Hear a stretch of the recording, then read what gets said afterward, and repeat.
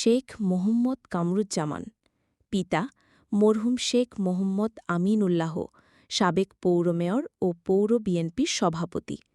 আহ্বায়ক রামগঞ্জ পৌর বিএনপি। সম্ভাব্য প্রার্থী সভাপতি রামগঞ্জ পৌর বিএনপি। পরীক্ষিত তৃণমূলের নেতা। রামগঞ্জের রাজনীতিতে শেখ মোহাম্মদ কামরুজ্জামান এক পরিচিত ও আস্থাভাজন নাম। ৯০-এর দশকের তুখর ছাত্রনেতা হিসেবে তার রাজনীতির পথ চলা শুরু। রামগঞ্জ উপজেলা যুবদলের সাংগঠনিক সম্পাদক, জেলা যুবদলের অন্যতম নেতা। তিনি শুধু ছাত্রজীবনেই নন, দীর্ঘদিন ধরে বিএনপির রাজনীতির মাঠের সক্রিয় থেকে দলীয় কার্যক্রম পরিচালনা করছেন। রাজনৈতিক ঐতিহ্যের উত্তরাধিকারী। তিনি রাজনৈতিকভাবে শক্তিশালী পরিবার থেকে উঠে আসা একজন নেতা। তার বাবা মরহুম শেখ মোহাম্মদ আমিনুল্লাহ ছিলেন জনপ্রিয় পৌর মেয়র ও পৌর বিএনপির সভাপতি।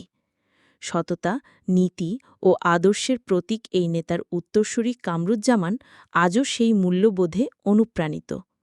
সংগ্রামী রাজনীতির এক যোদ্ধা। কামরুজ্জামানের রাজনৈতিক জীবন সংগ্রামমুখর। সাবেক এলজিআরডি প্রতিমন্ত্রী মরহুম জিয়াউল হক জিয়ার ঘনিষ্ঠ সহকর্মী। ১৯৯৮ সালে বিএনপি করার অপরাধে ১ মাস কারাভোগ। ঢাকার কেন্দ্রীয় কারাগারে বর্তমান কেন্দ্রীয় যুগ্ম মহাসচিব শহীদউদ্দিন চৌধুরী এনিস সহবন্দী। নন্দনপুরের রাজনৈতিক ঠিকানা। তার নন্দনপুরের বাড়ি বহুদিন ধরে বিএনপির নেতাকর্মীদের আস্থার স্থান। এখানে দলীয় মিটিং, পরামর্শ সভা এবং নানা কর্মসূচির পরিকল্পনা হয়।